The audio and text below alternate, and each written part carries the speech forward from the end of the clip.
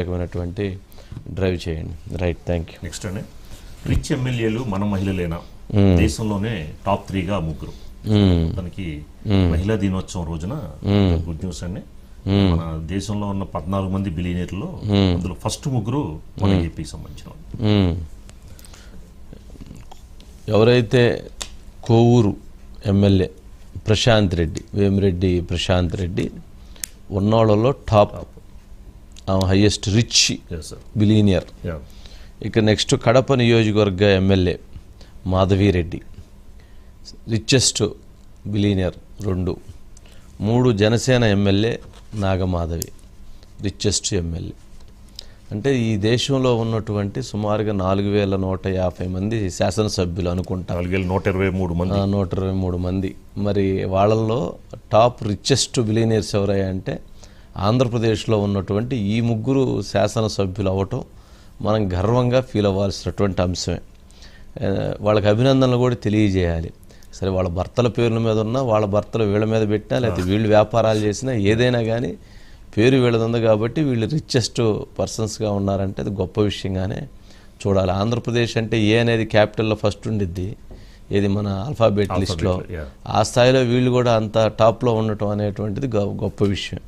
ఇది ఎవరైతే అంతర్జాతీయ మహిళా దినోత్సవం సందర్భంగా ఏడీఆర్ విడుదల చేసిన నివేదిక ఆధారంగా భారత రాజకీయాల్లో మహిళల ఆర్థిక బలాన్ని బయటపెట్టింది. దేశంలోని మహిళా ఎంపీలు, ఎమ్మెల్యేల్లో 14 మంది బిలియనీర్లు ఉండగా అందులో మొదటి 3 స్థానాలు ఆంధ్రప్రదేశ్కి దక్కడం గర్వకారణం. మొత్తం ఎంపీలు, ఎమ్మెల్యేల్లో మొత్తం కలిపి 14 మంది ఉన్నారంట బిలియనర్స్. ఏది ఈ ఎంటైర్ ఎంపీలు, ఎమ్మెల్యేలు, రాజ్యసభ సభ్యులు వీటన్నిటిలో. దాంట్లో వచ్చినటువంటి టాప్ 3 ఉంటే ఆ టాప్ 3 1, 2, 3 మనోళ్ళే ఉన్నారంట. అందుట్లో 3 కూడా కూటమికి సంబంధించినటువంటి వాళ్ళే ఉన్నారు. అది ఇంకా గొప్ప విషయమే. అంటే 3 కూడా ఫైర్ బ్రాండ్సే, 3 కూడా బాగా హార్డ్ వర్క్ చేసేటువంటి వాళ్ళే శాసనసభ్యులుగా. అందుట్లో 3 ఫస్ట్ టైం ఎలక్ట్ అయినటువంటి వాళ్ళు. ప్రశాంత్ రెడ్డి గారు ఇంత ముందు కూడా ఒకసారి మధ్యలో పాలిటిక్స్లో ఇప్పుడు ఎలక్ట్ అయింది, ఇప్పుడే ఫస్ట్ టైం. 3 ఉండి చేస్తున్నటువంటిది. యా, అజిత్ గారు టాప్లో ఆ 3 ఏపీలో టాప్ ఆ 3, దేశంలోనూ టాప్ ఆ 3. కానీ వంశీ గారు, ఈ 3కి సంబంధించి అంటే ఏడీఆర్ నిర్వహించిన అసోసియేషన్ ఫర్ డెమోక్రటిక్ రిఫార్మ్స్ అనేక అంశాల మీద వాళ్ళు సర్వేలు చేస్తుంటారు. అందులో ఈసారి మహిళా దినోత్సవం సందర్భంగా దేశవ్యాప్తంగా మహిళా ప్రజాప్రతినిధులు, ఎంపీలు, ఎమ్మెల్యేల వాళ్ళ స్థితిగతులు, వాళ్ళ ఎడ్యుకేషన్, వాటికి సంబంధించిన వాళ్ళు సర్వే నిర్వహించారు వంశీ గారు. అందులో మొత్తం 14 మంది బిలియనీర్లలో టాప్ 3 ఏపీ నుంచి ఉన్నారు వంశీ గారు. అందులో ప్రశాంతి రెడ్డి దాదాపు 736 కోట్ల ఆస్తి ఆమెకి.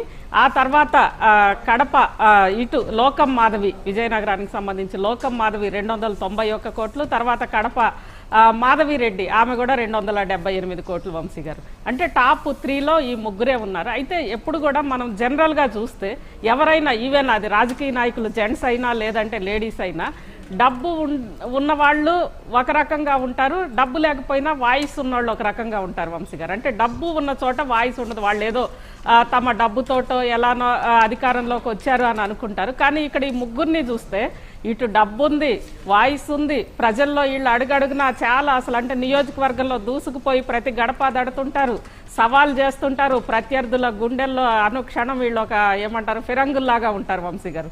అంటే డబ్బు ఉన్నప్పటికి కూడా వీళ్ళేదో భర్త చాటు భార్యల్లాగా లేకుండా 3 కూడా చాలా ఇండిపెండెంట్ ఉమెన్ వంశీ గారు.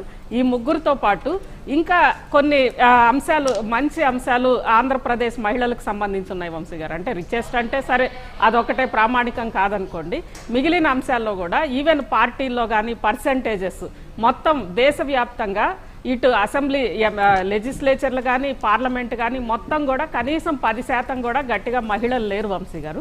కానీ ఓవరాల్గా ఆంధ్రప్రదేశ్లో పార్టీల వారీగా చూసుకున్న మిగిలిన పార్టీలన్నీ కూడా 10% లోపలే మహిళల ప్రాతినిధ్యం ఉంటే, ఒక టీడీపీ మాత్రం అటు ఎంపీలు ఎమ్మెల్యేలు కలిపి 12% వరకు కూడా మహిళా ప్రాతినిధ్యం ఉంది వంశీ గారు. అంటే హైయెస్ట్ ఉంది ప్రస్తుతం ఈ రోజున్న సభలో. ప్రస్తుతానికంటే మనకు తెలిసిన సమాచారాల ప్రకారం టీడీపీలో హైయెస్ట్ మహిళల ప్రాతినిధ్యం ఉంది. అందులో మహిళలు కూడా వాయిస్ ఉన్న మహిళల ప్రాతినిధ్యం ఉంది వంశీ గారు. అదేవిధంగా ఇక్కడ తెలంగాణ అసెంబ్లీలో 10% దగ్గరగా ఉన్నప్పటికీ కూడా ఈవెన్ ఇక్కడ కూడా మంచి పర్ఫార్మెన్స్ ఉన్న ఎమ్మెల్యేలు ఉన్నా ఈవెన్ అంటే రిచెస్ట్లో మాత్రం ఇక్కడ కొంత ఆర్థికంగా వెనుకబడే ఉన్నారు వంశీ గారు తెలంగాణ మహిళలు. తర్వాత అక్కడున్న ఆ ముగ్గురి తర్వాత 4వ ప్లేస్లో ఎంపీగా ఉన్న హేమమాలిని గారు ఉన్నారు. ఆమె సుదీర్ఘకాలం రాజ్యసభ సభ్యురాలుగా ఉన్నారు. అందులో ఒకప్పుడు నెంబర్ 1 డ్రీమ్ గర్ల్గా అందరికీ తెలుసు. హాలీవుడ్లో నెంబర్గా ఉన్న హేమమాలిని గారు వీళ్ళ తర్వాత స్థానంలో ఉన్నారు వంశీ గారు. అదేవిధంగా ఈవెన్ ఎడ్యుకేషన్ పరంగా కూడా ఆంధ్రప్రదేశ్లో ఉన్న ఎమ్మెల్యేలు, మహిళా ఎమ్మెల్యేలు ముందంజలో ఉన్నారు. ఈవెన్ తెలుగు ఎమ్మెల్యేలు ఇక్కడ తెలంగాణకు సంబంధించి కూడా ఎడ్యుకేషన్ పరంగా ముందంజలో ఉన్నారు వంశీ గారు. అంటే టోటల్గా కూడా ఈ ముగ్గురు ఈరోజు వార్తల్లో నిలిచారు. ఒక సిమిలారిటీ ఆంధ్రప్రదేశ్కి సంబంధించి జనరల్గా ఇవి చూసి దేశం అంతా కూడా ఆంధ్రప్రదేశ్ అంతా రిచెస్ట్ అనుకుంటారో ఏమో వంశీ గారు. గతంలో కూడా మనం చూస్తే రిచెస్ట్ పార్లమెంటేరియన్గా పెమ్మసాని గారు నిలిచారు వంశీ గారు. ఈరోజు రిచెస్ట్ ఉమెన్ లెజిస్లేచర్గా ప్రశాంతి రెడ్డి గారు నిలిచారు దేశం మొత్తం మీద. అంటే రిచెస్ట్ మొత్తం కూడా ఆంధ్రప్రదేశ్లోనే కనిపిస్తున్నారు వంశీ గారు. అంటే రిచ్చే కాదు, నాలెడ్జ్లో కానీ లేకపోతే సమస్యల పైన ఎత్తి చూపటం విషయంలో కానీ పరిష్కరించడంలో కానీ ముందే ఉంటున్నారు అంటారు. కానీ అన్నీ బాగా ఉన్నాయి, కానీ పెట్టుబడులకు సంబంధించినటువంటి అంశంలో పరిగెత్తిచ్చేటువంటి పనిలో కూడా వీళ్ళందరూ పాపం నిమగ్నమై ఉన్నారు. కానీ అన్నీ ఉన్నా ఎక్కడో ఆంధ్రప్రదేశ్ రాష్ట్రానికి ఒక అడుగు వెనకబడుతూనే ఉన్నది. ప్రజల ఆలోచనలు కూడా ఇంకొంచెం మెరుగుపడటం అవసరం. పాలకుల ఆలోచనలు ఇంకొంచెం అడుగులు ముందుకు పడాలి అనిపిస్తూ ఉంది. సరే చూద్దాం హసి గారు, ఏదైనా మంచి ఒక మంచిగానే చూడాలి. సరే వేమిరెడ్డి ప్రభాకర్ రెడ్డి గారు వెనకున్నారా, లేకపోతే కడప శ్రీనివాసరెడ్డి గారు వెనకున్నారా, లేకపోతే మాధవి గారి హస్బెండ్ ఆయన ఐటీ దిగ్గజం పాపం అమెరికా నుంచి ఆయన ఇక్కడ రాష్ట్రం కోసం ఐటీ ఇన్స్టిట్యూషన్ పెట్టాలి, ఎడ్యుకేషన్ ఇన్స్టిట్యూషన్ పెట్టాలని వచ్చి పాపం విజయనగరం బార్డర్లో ఆయన ఎడ్యుకేషన్ ఇన్స్టిట్యూషన్ పెట్టాడు. అంటే వీళ్ళందరూ సమాజానికి చెయ్యాలి అనేటువంటి ఒక తపన ఉన్నటువంటి వాళ్ళు. అదే రకంగా వీళ్ళే కూడా పెద్ద చేతులు అంటే దానగుణంలో కానీ సహాయం చేసేటువంటి వాళ్ళలో కూడా వీళ్ళు ముగ్గురు ఉండటం అంటే ఉన్నంత మాత్రం సరిపోదు, పెట్టేటువంటి గుణం కూడా ఉండాలి. ఆ పెట్టేటువంటి గుణం కలిగినటువంటి వాళ్ళే. రైట్ అజిత్ గారు, నెక్స్ట్ చిన్న బ్రేక్ తీసుకుందాం సార్. నెక్స్ట్ టాపిక్ చూసుకుంటే జనసేన ఆవిర్భావ దినోత్సవం ఎక్కడికి